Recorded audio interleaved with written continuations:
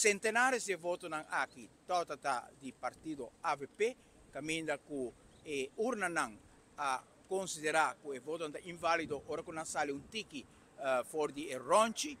mientras que total falta 54 votos, o resultado da eleição está totalmente diferente, lo não está 9 para MEP e 7 para AVP, sobre a diferença de AVP com MEP está muito chiquito, para 54 votos, e lo está 8-8. E 3.000 cidadãos, dentro de 72 horas, depois do resultado da eleição,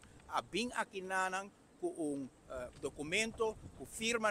para entregar, para pedir reconteio, e o tempo é presidente do Electoral Rad, senhor Todei, a nega e reconteio, e isso aqui alaga dúvida muito grande, mancha grande a resultado da eleição, e ayer a fração de AVP a entregar uma emenda, em qual nos põe que no momento que tem disputa o resultado da eleição, no momento que o povo tem uma incertidumbre para o resultado da eleição, para qualquer motivo não válido, e ora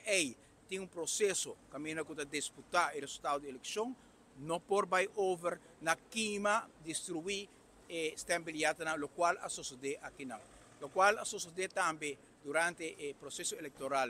de 2021, está contrário no qual é quis for ordem toda visa, que todo partido tem direito, depois que na lista for certificar, semana depois de tempo é 7 de maio, 4 de maio, partido não tem direito para ganhar e quis registro para poder começar a controlar o processo eleitoral.